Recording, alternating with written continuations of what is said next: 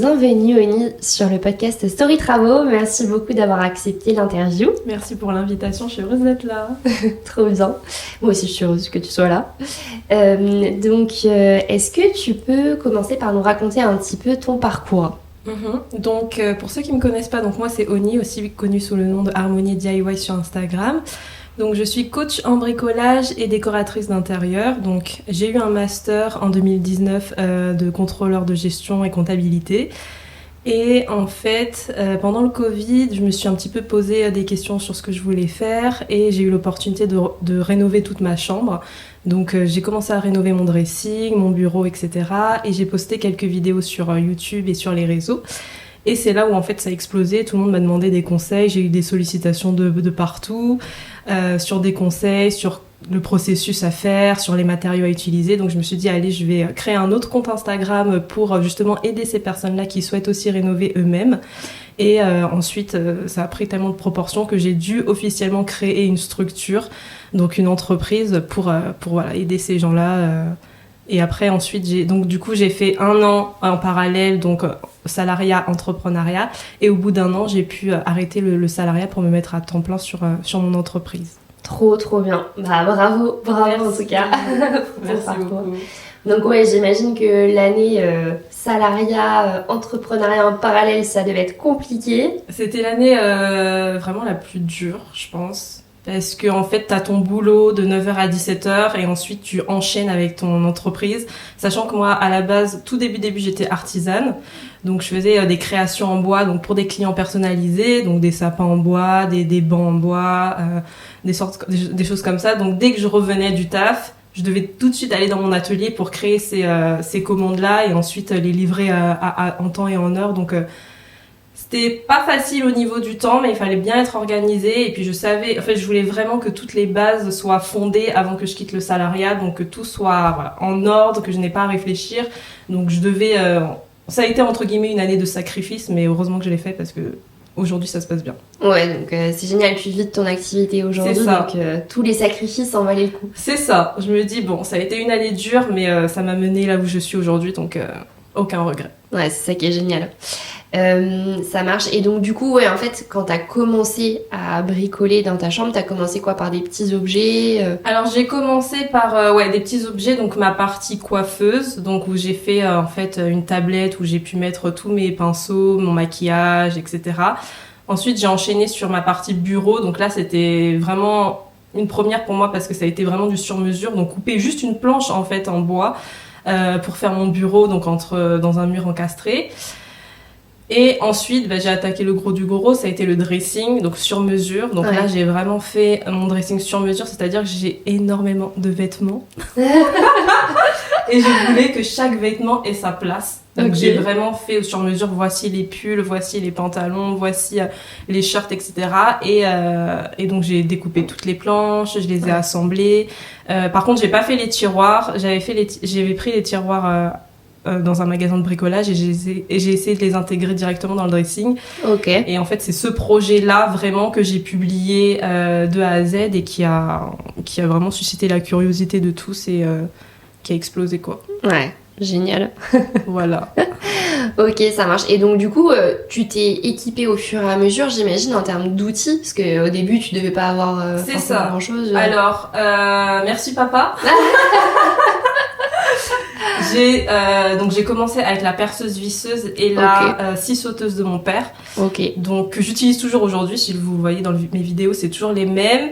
Je crois qu'ils ont à peu près 7-8 ans là maintenant. Mais ça a été suffisant. Et c'est pour ça que sur mon compte Instagram, j'hésite pas à dire que même un seul outil c'est suffisant pour commencer. N'attends pas d'investir dans toute la gamme d'outils.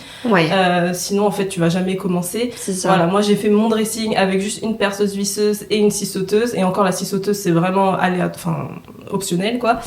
Donc vraiment voilà, merci papa pour les outils. Et au fur et à mesure, quand je commençais à gagner en compétences et en projets, j'ai investi petit à petit avec mes propres outils, avec mon propre argent entre guillemets.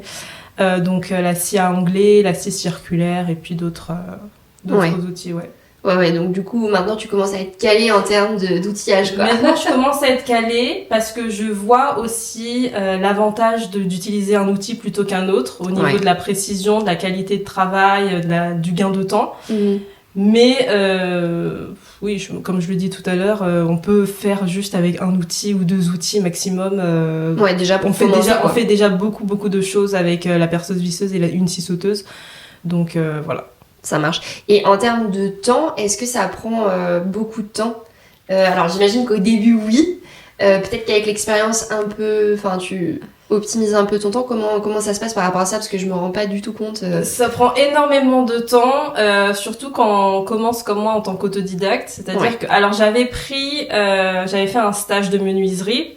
Juste pour loisir, pour vraiment me stabiliser sur toutes les bases et sur toutes les fonctionnalités des outils. Okay. Donc, c'était un stage sur 5 heures, un après-midi. Donc vraiment le menuisier au top, il m'a formé, il m'a branché sur tout, vraiment tout ce que je devais savoir. Okay. Et après, à partir de là, j'ai appris toute seule, donc par YouTube, Instagram, voilà, j'ai vraiment appris toute seule. Et c'est ça qui prend du temps parce que en fait, tu dois toujours essayer. Tu dois toujours essayer, et puis voilà, si tu rates, si tu échoues, tu dois trouver une alternative, etc. Mais il faut se lancer.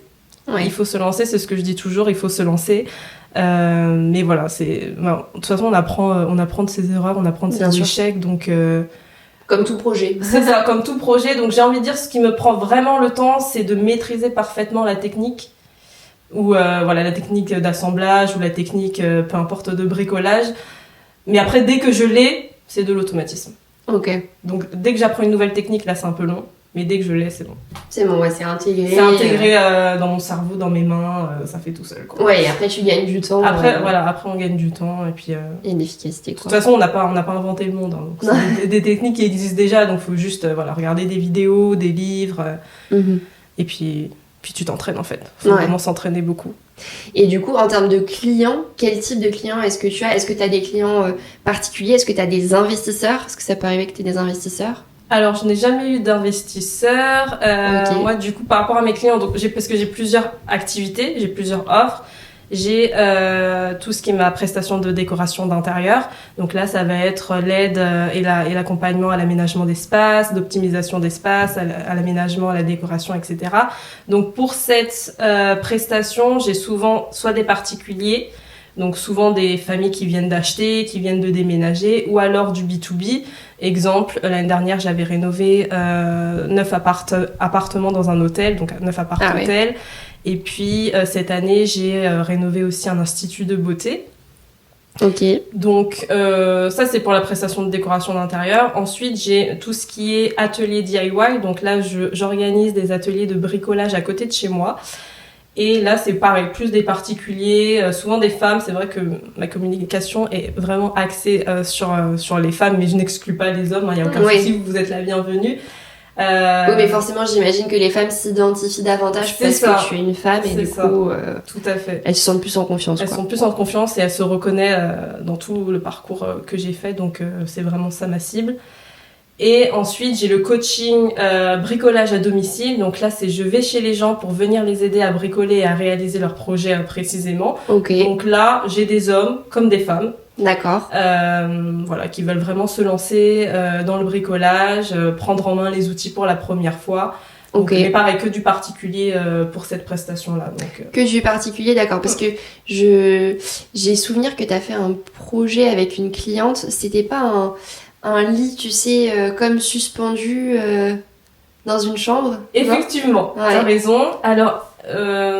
oui, je crois que c'est une investisseuse. Ouais. Parce que, en fait, je me dis, tu vois, par exemple, pour les projets de location courte durée atypique, je sais pas si ça te parle un peu, mais je me dis que c'est vrai que, en fait, le côté sur mesure, il doit être présent parce que, voilà, on essaie de faire des choses qui sortent de l'ordinaire. Donc, c'est pour ça que je me disais peut-être que... Non, mais tout à fait. J'avais pas oublié ce projet, mais j'avais pas assimilé cette cliente dans la case investisseur. Mais c'est vrai que, du coup, je l'ai aidée à aménager son futur Airbnb, en fait. Mm-hmm. Donc, comme tu le dis, avec des meubles sur mesure, une conception un petit peu atypique, tropicale, etc. Ok, trop chouette. J'ai trop hâte de voir la fin. Bah ouais, tu m'étonnes. C'est pas encore fini, mais j'ai trop hâte de voir le résultat. Ouais, j'imagine. Et donc du coup, par rapport à la prestation décoration que tu proposes, c'est pareil, j'imagine que tu t'es formée sur le sujet, les outils à utiliser, des choses comme ça. Tu utilises quoi comme Alors comme pour la outil? modélisation 3D, j'utilise SketchUp, Ok, donc la version payante, hein, pour oui. ensuite offrir aux clients les plans. Mais pareil, je me suis formée toute seule sur ce logiciel-là, hein, merci YouTube. Ouais. Heureusement que ça existe. Heureusement que YouTube existe, on peut vraiment rester devant une vidéo pendant 20 heures à essayer de comprendre le logiciel 3D. Voilà, Ouais, c'est surtout SketchUp que tu utilises et après... ouais, c'est SketchUp. Ouais, SketchUp pour les plans 3D. Et ensuite, typiquement, est-ce que tu utilises Canva peut-être un peu pour modéliser les planches que tu proposes aux clients? Juste PowerPoint. PowerPoint, ok, ça marche. Ça Juste marche. PowerPoint. Ouais, ok, ça marche. Top, bah de toute façon, ouais, je pense que le plus lourd dans tout ça, c'est effectivement apprendre à faire les plans 3D, parce que je sais que SketchUp, c'est costaud. C'est vraiment costaud, mais pareil, en fait, moi, mon entreprise, elle s'évolue selon les opportunités qu'il y a. Ouais. Donc un jour, on est venu vers moi, on m'a demandé, est-ce que vous faites des plans 3D par hasard? Je lui dis non, pas du tout. Vous pouvez pas faire un petit plan 3D? Je dis bon, je vais voir, je vais me lancer, etc. Et en fait, ouais, c'est long, mais c'est chouette quand même. C'est chouette de faire. Bon, sauf quand ça bug et que t'arrives pas vraiment à faire exactement ce que tu souhaites. Ouais, bon, ça c'est l'informatique. Ouais, moi, ça c'est l'informatique. Tu te dis, bon, c'est l'ordinateur, c'est pas moi qui. L'ordinateur n'est pas doué, dis donc. Mais ouais, non, voilà, ça. Ouais. Ça, ouais. Ouais, non, mais écoute, intéressant. Et du coup, comme tu le disais, en fait, ton business, au final, et ton activité vient d'opportunités au fur et à mesure. Parce que, bon, tu me racontais au début que t'allais vendre tes sapins en bois sur les marchés de Noël. C'est ça. Donc, au début, j'étais vraiment artisane. Genre, je travaillais que le bois et je faisais des commandes sur mesure. Puis petit à petit, en fait, les gens ont commencé à me solliciter pour d'autres projets qui étaient vraiment du coup pour moi un challenge parce que à chaque fois c'était nouveau, donc je devais vraiment sortir de ma zone de confort. Donc ça a commencé ensuite par des projets plus grands, donc un bureau, des cloisons. Ensuite ça a encore évolué. On m'a demandé vous faites pas, vous pouvez pas venir chez moi en fait pour m'aider à bricoler. Donc c'est là où j'ai sorti la prestation de coaching bricolage. Ouais.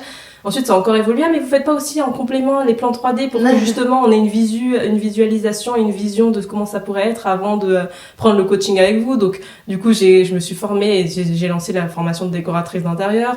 Donc, ouais, ça a toujours été comme ça, le résultat d'opportunités, mais je suis très contente parce que, finalement, c'est comme ça qu'une entreprise évolue. Bien sûr, ouais. Du coup, voilà. Moi, toutes mes offres s'adaptent à mes clients et, ouais, c'est ça qui est génial. Je suis très contente, ouais. Et typiquement, est-ce que tu peux nous parler un petit peu de ce projet d'hôtel dans le sens où, est-ce que ça représentait un gros projet sur ton année Ouais. Pour le coup, le projet de l'hôtel, c'était vraiment une sortie de zone de confort au maximum. Donc c'est un hôtel particulier qui m'a contacté pour en fait créer des appart-hôtels. Sur tout à l'heure j'ai dit 9 mais je crois que c'était 6 ambiances différentes. Ok. Donc là j'ai dû vraiment imaginer d'abord chaque ambiance de chaque appartement. Donc t'as un appartement jungle, un appartement moderne industriel, un appartement terracotta, un appartement sable Sahara, etc. Ok. Donc, déjà la définition même de chaque ambiance ça a été un sacré challenge parce que je me suis dit quelle ambiance existe, tu vois. Et ensuite ça a été la création. Donc, faut savoir que moi, dans chacune de mes solutions aménagement d'intérieur, je mets toujours des DIY. Donc, parce qu'en fait, je viens du bricolage, donc c'est toujours plus facile pour moi de conseiller mes clients par rapport à ce qu'ils peuvent faire eux-mêmes en leur donnant des tutos, les matériaux à acheter, que de leur dire vous faites ça et puis vous faites appel à un artisan après, il saura comment faire. Non, moi quand je recommande un aménagement ou une solution DIY, voilà, je mets tout ce qu'il faut et puis le tuto qui va derrière. Okay. Donc ça a été aussi un challenge dans le sens où j'ai pris aussi ce projet pour de la création de contenu, je vais pas mentir. Donc vraiment faire au maximum tout ce que je peux faire moi-même. Donc les consoles, les têtes de lit, les penderies, tout ça je les ai fait moi-même sur mesure. D'accord. Voilà, il y a juste vraiment l'ameublement, table, chaise, canapé que j'ai acheté finalement. Ouais, bien sûr. Je vais pas les faire. Mais donc ça a été un double challenge. notamment, enfin, premièrement dans la conception et ensuite dans la création. Mais aujourd'hui, les clients étaient tellement heureux et puis les clients de l'hôtel même adorent séjourner dans ces appartements. Donc, génial. Donc c'est Paris Challenge relevé. C'est challenge relevé, ouais.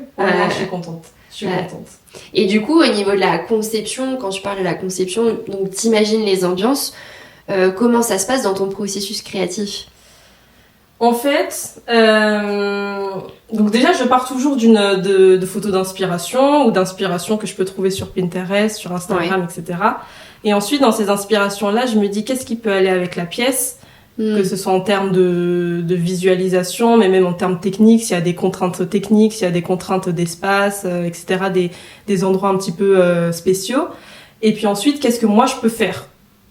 Ou qu'est-ce que mon client peut faire? Parce que souvent, quand je fais une prestation de décoration d'intérieur, je demande toujours à mes clients quel est votre niveau de bricolage. Et par rapport à ce niveau-là, je vais adapter en fait les DIY à faire selon la technique et puis les outils à utiliser. Il y en a, ils veulent pas du tout de faire de DIY, donc je me dis tout sera acheté. D'accord. Tout sera acheté. Et il y en a par contre qui souhaitent intégrer des DIY dans leur aménagement, dans leur décoration. Donc là, je vais m'adapter à leur niveau. Donc je vais leur dire, voilà, là vous pouvez faire cette tête de lit par exemple en bois. Voilà où vous trouvez les matériaux. Voilà comment faire. Vous prenez la scie, etc. Et puis des fois, s'ils veulent, j'envoie des vidéos un peu personnalisées souvent. Pour que vraiment ils s'en sortent et ils s'y retrouvent dans ce qu'ils font. D'accord, ok. Et le côté DIY, c'est histoire d'avoir des objets que personne ne peut avoir chez soi. C'est ça. Ouais, c'est ça. C'est histoire d'avoir un univers vraiment unique, mais aussi un univers qui, s'intègre exactement dans ce que tu souhaites. En fait, moi, en gros, le processus client, c'est qu'il vient me voir. Et il doit m'envoyer toutes les photos dont il rêve en fait. Vraiment, ces photos d'inspiration de fou, même si la personne pense qu'elle n'a pas le budget, c'est pas grave. Tu m'envoies tout ce dont tu rêves. Et c'est là, en fait, on part de ça et on peut dire, ok, comment on peut créer ça dans notre budget? Mais c'est pas, voilà, j'ai un budget, comment je peux aménager ma maison? Non, ça marche pas comme ça, c'est l'inverse. Ouais. Parce que sinon, t'as beaucoup de regrets. Bien sûr. Si t'as pas exactement ce que tu souhaites, t'as beaucoup de regrets. Et puis, on peut l'argent tu peux faire en fait, tu peux faire pour beaucoup moins cher ce que tu souhaites et c'est vraiment ça en fait que je propose à mes clientes en fait. Oui, c'est sûr que parfois on voit des objets qui sont très beaux, enfin des meubles ou autres, mais en fait en termes de prix voilà, c'est hors de prix. Explose. Ouais. Alors que toi tu peux avoir exactement la même chose et en plus personnalisé pour que ça rentre dans ton espace avec ta touche de personnalisation pour moins cher. Ouais. Donc c'est pour ça que je recommande toujours, quasiment toujours de faire soi-même. Et voilà, de toute façon c'est ma cible. Souvent mes clients ils me demandent justement ces aides-là. Ouais, parce qu'ils veulent quelque chose d'unique. Et c'est vrai que moi ça m'arrive parce que bon, dans les appartements dans lesquels on investit avec Max, on fait plutôt de la location courte durée, donc forcément il faut décorer les apparts. Et c'est vrai que ça m'arrive de visualiser aussi parfois des choses, des tables de chevet ou autres, mais je les trouve pas dans le commerce. Ça arrive très souvent. Ou alors, effectivement, je trouve quelque chose qui ressemble, mais on explose en termes de tarifs, quoi. Donc, Et même, c'est souvent pas vraiment ce que tu souhaites. T'as trouvé quelque chose qui ressemble, mais c'est pas ça. Si je pouvais avoir mieux. Ouais. Écoute, je me retrouve dans ce que tu dis parce que c'est exactement ça. C'est par rapport à la vidéo de mon dressing que j'ai créée il y a 3 ans. Moi, c'était ça. C'est que j'avais exactement la visu de ce que je voulais par rapport aux cases pour mes vêtements, pour mes chaussures, pour ma penderie. Et je cherchais sur Internet, mais ça n'existe pas. Ou alors, fallait faire des combinaisons comme jamais, je sais pas quoi. Donc là, la seule solution, c'est de la faire soi-même. Hein. C'est ça. Et qu'est-ce que je voulais dire au niveau de l'ameublement et de la décoration pour les clients qui veulent également des choses du commerce, qui veulent pas forcément faire de DIY, tu proposes une shopping list? Je propose une shopping list. J'allais dire c'est pas les projets qui m'illustrent le plus, mais voilà, oui, je propose une shopping list avec des meubles en magasin, du coup par rapport à leur budget et accessible facilement quoi. Ouais, ce que tu préfères toi, évidemment, c'est le sur-mesure. Moi, c'est le sur-mesure, c'est créer, en fait, c'est vraiment de pouvoir dire aux clients et de pouvoir qu'ils prennent conscience qu'ils peuvent avoir exactement ce qu'ils veulent en mettant les mains à la pâte. Et voilà, et que c'est accessible en fait en termes de budget. Ouais. Et c'est vrai que pour avoir une atmosphère unique, t'as pas le choix que de passer par du sur-mesure. C'est vrai que souvent on voit des grandes marques qui proposent un certain nombre de meubles et de décorations, mais parfois les gens vont se fournir aux mêmes endroits, donc du coup ça arrive de retrouver exactement la même référence dans les appartements, donc ça perd un peu peut-être de son charme. C'est ça.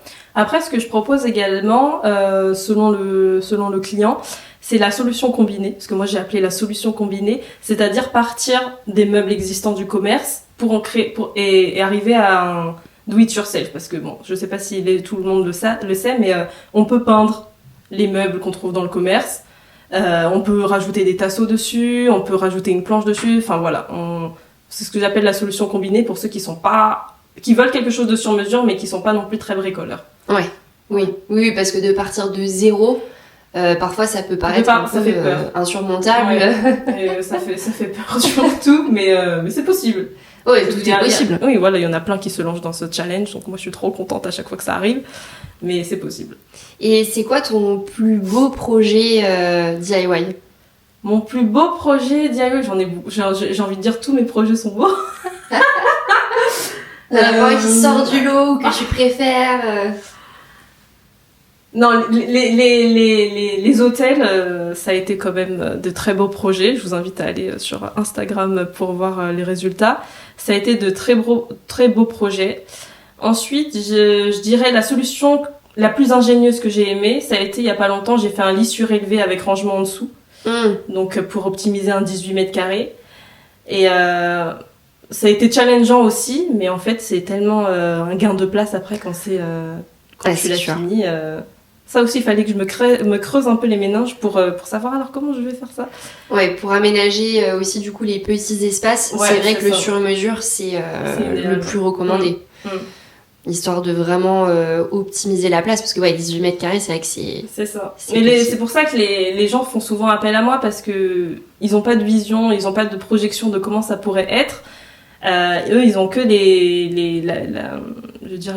la pensée des meubles en magasin. Donc voilà, j'ai un lit comme ça, j'ai un lit comme ça. Et donc en fait, il faut sortir de ce lot-là, faut vraiment sortir de cette image-là pour essayer de concevoir quelque chose de plus rentable, mais de plus, on va dire en termes d'optimisation d'espace, qui est le mieux, quoi. Ouais, bien sûr. C'est vrai que ça, c'est quelque chose que j'ai remarqué aussi en investissement immobilier. Il y a beaucoup de gens qui ont du mal à se projeter quand ils visitent un appart, tu vois, qui est très ancien, avec les tapisseries, le carrelage, comme on peut avoir chez nos grands-parents, etc. Ils ont du mal à se projeter et à imaginer ce que pourrait devenir l'appartement. Donc c'est dans le même esprit, quoi. Ouais, c'est ça. Moi, j'adore me projeter. Ouais, moi aussi. Je crois que c'est clairement ma force. Pour le coup, non, il n'y a pas de souci. Hein. Tu peux me mettre dans une pièce même remplie de débarras. Ouais, tu te projettes quand même. Ouais, je me projette. Je suis déjà quand je rentre. Ouais, tu imagines les choses, et c'est vrai que ce qui est génial avec la décoration et l'ameublement, c'est que tu redonnes vie à un espace de manière complètement différente. Tu lui donnes une seconde vie, quoi. C'est ça. C'est ça. Et donc du coup, est-ce que, pareil en termes d'anecdotes, on va dire, est-ce que il y a un projet DIY qui s'est pas du tout passé comme tu l'aurais voulu, qui a été très compliqué, où t'as rencontré vraiment des grosses galères? Alors projet DIY, je sais pas, mais projet chantier, oui. On peut en parler, mes projets chantiers. Oui, donc juste pour remettre un petit peu dans le contexte, du coup, quand je fais de la prestation de décoration d'intérieur, c'est souvent les clients qui amènent leurs artisans. Moi, j'ai pas de portefeuille, pas encore, de portefeuille d'artisans, et du coup, je les aide un petit peu à suivre le chantier pour savoir où ils en sont, pour que moi ensuite j'ai une date et aussi une deadline pour intervenir en termes d'aménagement et de décoration. Donc, il m'est arrivé de suivre plusieurs chantiers. Et j'ai pu, expérimenter l'amabilité des entrepreneurs, des artisans, leur honnêteté. Oui. Si je peux dire ça comme ça. Non, mais enfin. T'es mal tombé. Je suis mal tombée. On peut clairement parler d'arnaque. Enfin, c'est le mot. Après, bon, ça arrive, hein, mais c'était un artisan qui était bipolaire, vraiment. Et un entrepreneur bipolaire qui n'avait pas la même face et les mêmes arguments quand on était au téléphone et quand on était face à face.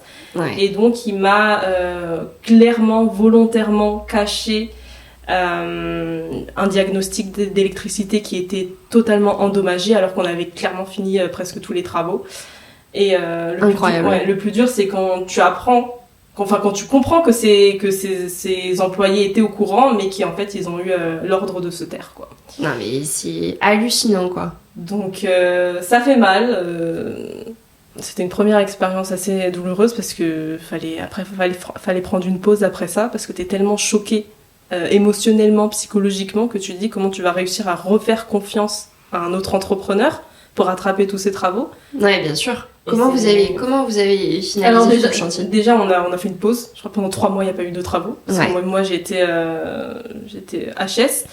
Et puis, du coup, bon, moi, je travaillais quand même avec un électricien qui est un peu mon mentor, qui m'aide dans pas mal de choses. Il fait un petit peu aussi de la menuiserie, etc. Donc, je l'ai appelé en urgence. Je pensais pas du tout à lui au début de ce chantier. Bon, je me suis dit, en plus, il habite loin, etc. Donc je l'ai appelé en urgence et en 3 jours, il nous a réparé toutes les bêtises et il nous a finalisé les travaux, quoi. Ah, génial. Donc il a rectifié le diagnostic. Il a rectifié le diagnostic, il a il a fait les actions nécessaires. Ouais. Et il nous a monté la cuisine et c'était fini, quoi. Mais quand même, pour te dire que pendant 3 mois, il n'y a rien eu. Pause psychologique. Ensuite, redevis, machin. Repartir c'était pas du tout prévu parce que tu perds du temps aussi. Bien sûr. Mais oui, j'ai beaucoup de clients comme ça qui se font arnaquer par des artisans. Ouais. Les artisans ou les entrepreneurs prennent la compte et après se barrent, font faillite. Enfin, ça, j'en entends tous les jours. Et je comprends pas cette attitude, mais... Ouais, bien sûr. Bon, heureusement, je pense pas que ce soit la majorité des artisans et des entrepreneurs, bien heureusement. Mais malheureusement, c'est vrai que, bon, bah, on peut tomber sur ce genre de personnes. Et c'est vrai que ça peut être problématique... parce que voilà, c'est beaucoup de charge mentale. Je le sais parce que bon, nous, on est passé par là aussi, entre guillemets, sur un de nos projets IMO où on a eu un entrepreneur qui nous a fait des arrêts de chantier, des malfaçons qu'il a fallu rectifier, etc. Donc je sais que c'est très lourd psychologiquement, surtout quand c'est l'un des premiers projets ou que c'est sa résidence principale. Ou, enfin voilà, ça peut vraiment affecter psychologiquement. Mais là-dedans, il faut savoir qu'il y a toujours des solutions parce que du coup, vous l'avez vécu avec ton client. Voilà, on finit toujours par s'en sortir.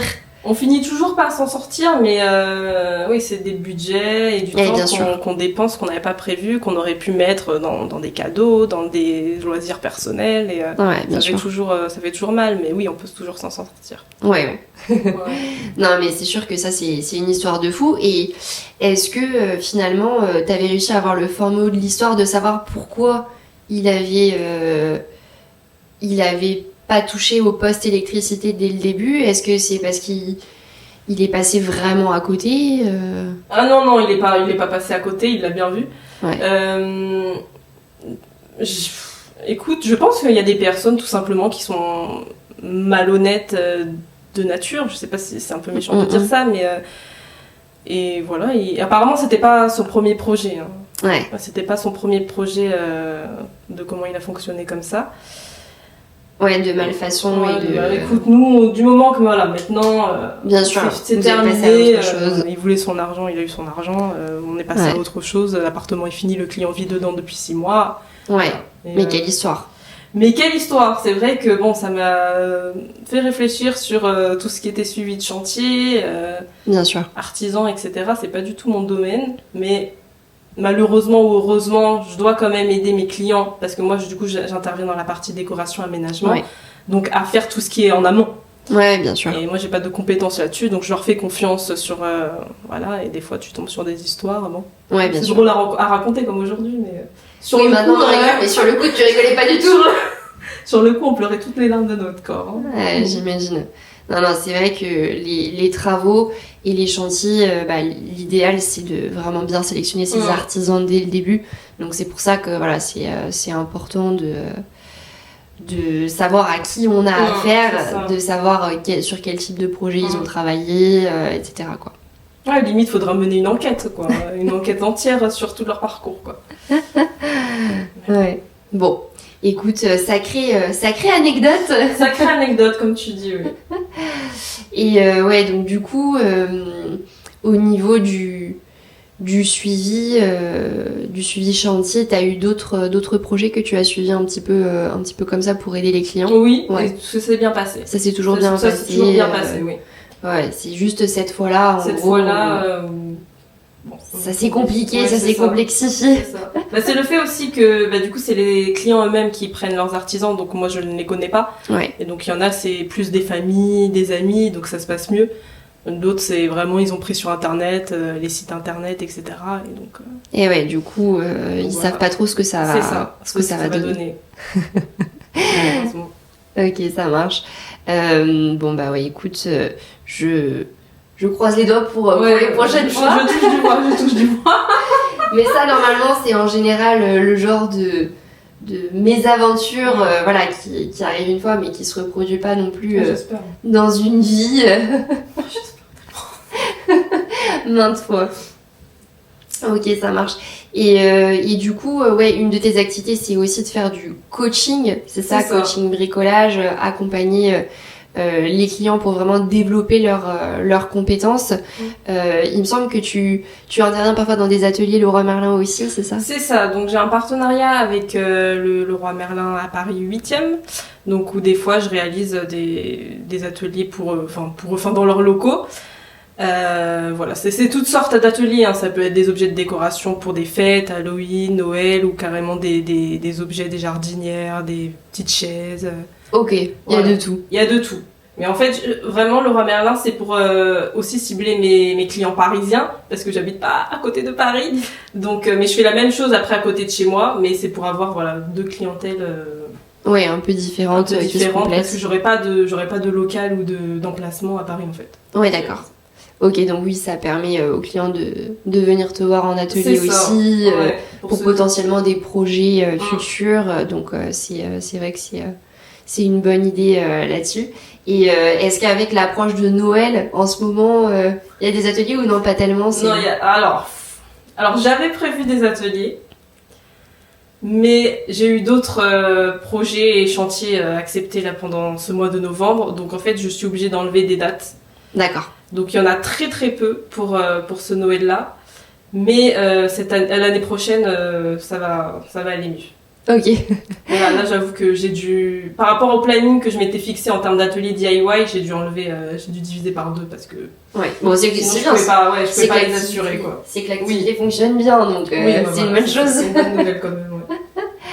Ça marche. Et du coup, en termes d'activité avec tes clients, c'est plutôt lisse sur l'année ou est-ce que tu as des pics Alors moi, mon entreprise, c'est vraiment c'est vraiment des saisons.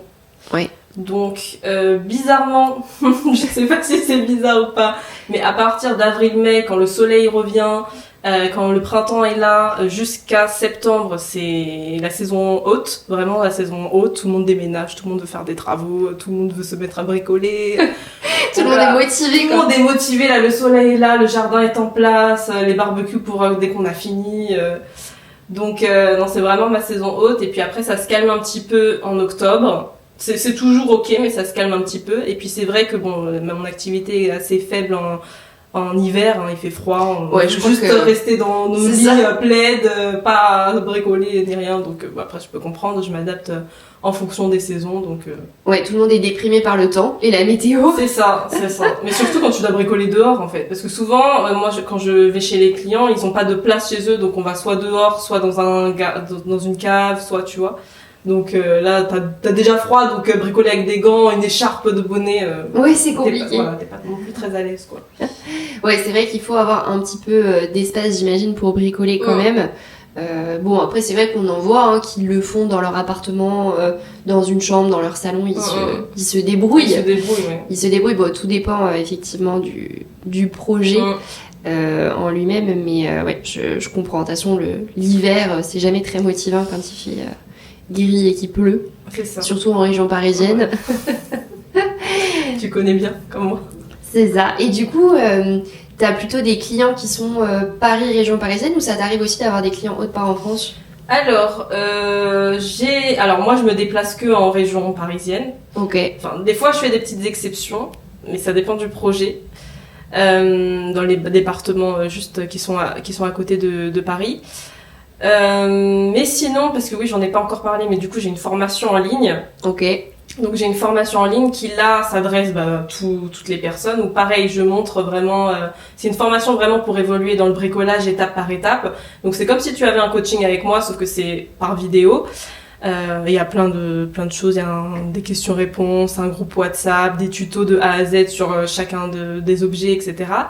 Et donc, pour cette formation-là, la majorité de mes clientes, c'est des Martiniquaises guadeloupéennes. Ok. Voilà. Ça marche. Donc, je touche le soleil là-bas.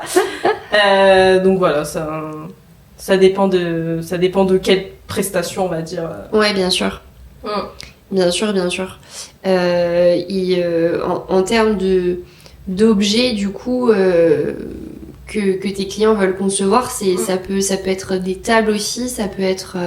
T'as déjà eu des gros objets à faire? Oui, j'ai eu des gros objets, notamment un lit king size en lévitation. Ah bah voilà, le fameux projet lit king size en lévitation. J'ai des armoires entières de A à Z, que ce soit pour enfants ou pour adultes. Ok. Je peux avoir aussi des lits. Là, bientôt, je spoil un peu, mais en début d'année, donc j'aurai vraiment en fait un lit enfant, tu sais, après avec... Bon, il n'y aura pas de toboggan, mais ça sera un lit en hauteur, vraiment sur mesure, avec espace bureau en dessous, etc. D'accord. Un peu comme on voit dans Pinterest.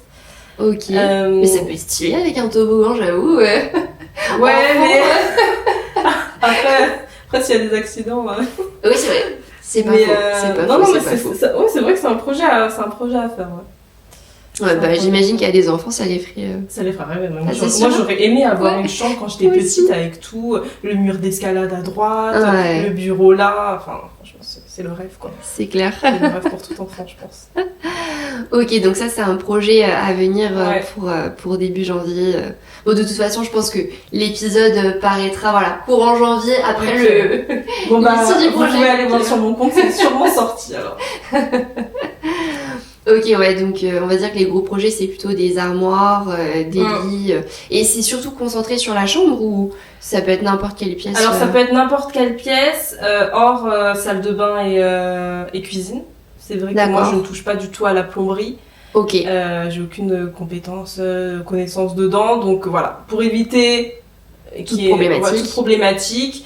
Sauf si c'est... Enfin, là, je parle pas pour... si c'est au mur. Ouais.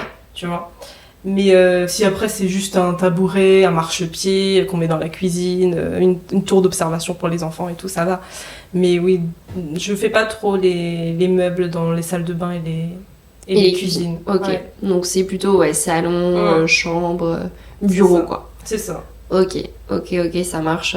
Non, mais c'est hyper intéressant. C'est vrai que moi, c'est ce que je t'avais dit, j'aimerais bien me lancer. Ça fait partie de ma to-do. J'aimerais bien me lancer dans le DIY sur des petits objets pour commencer, parce que c'est vrai que ça m'arrive de réfléchir, d'imaginer un meuble ou un petit meuble, une petite table de chevet, etc. et de ne pas la trouver dans le commerce et de me dire mince, c'est dommage, j'aurais bien aimé que ce soit de telle manière, mais je ne trouve pas, quoi. Il faut le faire. Hein. Donc faut le faire, c'est ça, faut juste s'y mettre. Toi t'as l'image dans ta tête, donc t'as juste à le retranscrire en vrai. Ouais, c'est ça. Et du coup, au niveau de la conception, tu fais des dessins, des objets avant de... Oui, alors t'as tout un plan. T'as tout un plan. Alors souvent, parce que ça dépend, soit le client a déjà son plan parce qu'il sait exactement ce qu'il veut là. Donc je suis le plan, je mets juste ce que j'appelle la material list. Donc tous les matériaux avec les références, les vis qu'il faut, la colle adaptée, etc. Tout. Soit elle a aucune idée de comment faire. Donc là, je vais commencer par le plan, mettre les dimensions, regarder déjà si dans sa pièce ça passe. Et puis pareil, faire la material list après, et puis après c'est ok, et puis voilà. Souvent le client doit déjà avoir tout le matériel avant que j'arrive. D'accord. C'est mieux.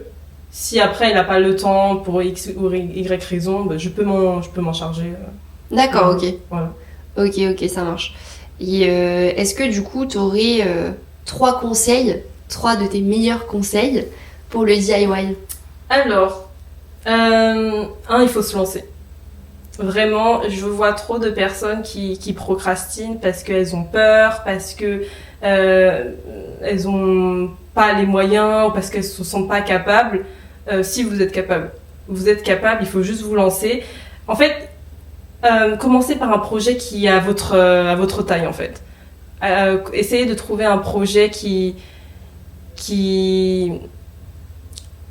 vous demandera pas trop de sortir de vos zones de confort, mais toujours en commençant. Ouais, faut commencer. En fait, il faut commencer quelque part parce que sinon t'es toujours là, t'es bloqué, ça fait 3 ans que ta maison est en travaux et t'as même pas commencé un truc. Donc non, faut commencer petit à petit. Et puis si vraiment vous avez du mal parce que vous avez peur, vous avez une mauvaise expérience avec les outils, bah je suis là, I'm here. Donc, vous pouvez, ou autre personne, hein, vous pouvez vous faire accompagner. Vraiment, n'hésitez pas. Vous pouvez vous accompagner pour qu'ils vous surveillent, qu'ils vous coachent, qu'ils vous corrigent. Enfin, moi, c'est ce que je fais du coup pendant mes accompagnements. Voilà, faut savoir que c'est un investissement, mais justement, c'est un investissement parce que on t'a coaché sur un petit projet, mais après, tu pourras faire les gros projets parce que tu as les bases en fait. Tu as les bases, tu as les consignes de sécurité, tu as les postures et les gestes adaptés. Donc après, let's go. Hein. Let's go. Ensuite, deuxième conseil. En fait, ça rejoint un petit peu le premier, mais commence avec ce que tu as. Ok. Oui. Parce que pareil, il y a trop de personnes qui attendent d'investir dans trop d'outils avant de commencer. Oui, mais j'ai pas ça, mais j'ai pas ci, mais j'ai pas ça, mais j'ai pas l'argent pour ça. Mais... En fait, non, ça, ce sont des excuses et ça marche pas avec moi. Donc, tu prends un seul outil et aujourd'hui, il y a tellement de solutions, d'alternatives. Tu peux faire découper tes planches dans un magasin de bricolage, tu peux faire découper tes planches par un voisin, tu peux louer les outils, pas forcément les acheter. Tu peux faire des prêts, des échanges, du troc avec des voisins, des applications de voisinage, etc. Il y a pas d'excuses pour moi avec ça. Et comme des solutions. Il y a que des solutions, c'est que des excuses pour procrastiner, pour pas commencer. Et moi, je ne supporte pas ça. Je ne supporte pas ça. Non, mais commence avec ce que tu as, commence avec un petit projet, avec ce que tu as. Voilà, si t'as qu'une perceuse visseuse, ok, comment tu peux adapter ton projet en utilisant que cet outil-là? Et si tu n'y arrives pas, pareil, tu viens me voir, je te donne des conseils, je te dis comment faire, etc. Mais vraiment, faut commencer, quoi. Ouais. Enfin, moi, c'est vraiment quelque chose qui m'irrisse les poils. Ah oui, non, mais j'ai pas commencé parce que j'ai peur ou parce que je dois investir. Non, mais pour moi, c'est que des excuses, c'est basta, c'est ciao. Ouais. Non, tu peux commencer bien plus avec ce que tu as, quoi. Ouais. Faut juste commencer quelque part. En fait, c'est comme n'importe quel projet de toute façon. C'est ça en fait. Il faut juste commencer quelque part avec ce que tu as et puis si tu as peur, tu te fais accompagner. Tu demandes, je sais pas, à une personne de te surveiller, de te corriger. Enfin. Ouais, ça c'est en plus la magie des réseaux aujourd'hui. Je trouve c'est que il y a déjà plein de tutos sur les réseaux et puis il y a plein de gens effectivement, enfin comme toi qui sont prêts à accompagner, donc il faut en profiter. Je pense qu'avant c'était beaucoup plus compliqué. Aujourd'hui on a tellement de choses à portée de main, il faut en profiter. C'est ça. Il faut voir aussi le bénéfice qu'il y a derrière. Quand tu prends un accompagnement ou un coaching, ne vois pas juste au jour le jour, mais vois vraiment ce qu'il y a derrière, ce qu'il y a plus loin, ce que tu pourrais faire. C'est vraiment ça l'important. Et troisième, faut que je réfléchisse un peu.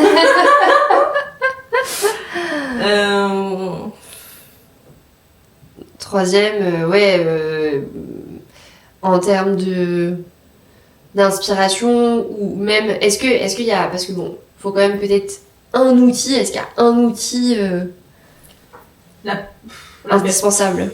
La perceuse visseuse. La perceuse visseuse. Ouais. La perceuse visseuse, c'est indispensable. Mais encore, tu peux faire sans, hein. Ouais. Tu peux vraiment faire sans. Mais bon, la perceuse visseuse, c'est indispensable. Et si tu veux te lancer dans la découpe, la scie sauteuse. Ok. Mais si tu veux pas te lancer dans la découpe, juste la perceuse visseuse. Perceuse visseuse. Ouais. Ouais, bah je sais que même nous, on a investi dedans, rien que pour pouvoir monter nos caissons Ikea de placard, parce qu'il y a un moment donné, avec le petit tournevis, bon, ça se fait, Ça hein. se fait. C'est pour Ça ça se que fait. j'ai dit que tout se fait. Ouais. Avec tu prendras un peu plus de temps. Et Voilà. tu mettras ta patience à l'épreuve, mais tout se fait. Hein. Tout se fait. Tout se fait. Ouais. Bon, et du coup, avec tout ça, tous ces beaux projets, toutes ces activités, qu'est-ce que tu imagines pour l'année 2025? C'est pas la question qu'il fallait poser, c'est ça? Si. Ah bah, j'ai énormément de projets pour 2025. Ok. J'espère surprendre mes abonnés, mes clients avec un projet assez inédit. Ok. Me stabiliser aussi dans vraiment parce que moi j'ai un petit problème avec l'organisation, j'arrive pas trop à m'organiser, je suis un peu bordélique organisée quoi. Ouais. Du coup voilà, me stabiliser mieux pour cette année 2025 parce que là je sens que mon entreprise vraiment elle se développe et donc je dois aussi mettre l'organisation nécessaire pour que ça parte pas. Pour la structurer. Ouais, pour la structurer. Et puis continuer à encourager les personnes, à inspirer les personnes. Faut vraiment qu'il y ait plus de DIY et de projets bricolage qui se lancent en 2025 parce que 2024 ça a été un petit peu timide quand même. C'est vrai, t'as trouvé? Ouais, je trouvais que c'était un petit peu timide. Ah. Ouais, bah en plus, ce qui est génial, c'est que c'est vrai que t'as une communauté qui fait que grandir et t'accompagnes aussi des femmes parce que c'est vrai que bon, l'artisanat, il y a un côté quand même où on a, enfin, je pense dans les idées reçues, C'est ça. on a l'impression que c'est assez masculin. C'est ça. Et au final, enfin voilà, on est. Bah c'est ça, c'est pour ça que je cible majoritairement les femmes parce que moi il y a eu un commentaire qui m'a beaucoup touchée et qui m'a beaucoup énervée. C'était que en gros la personne disait moi je peux pas me lancer dans ce genre d'activité parce que je sais pas ce que mon mari penserait. Voilà, où il va me dire que c'est moche et là ça m'a vraiment mis hors de moi. J'ai fait mais non mais toi tu peux faire des choses, lui il peut faire des choses, certes toi aussi tu peux faire des choses, tu es capable de le faire.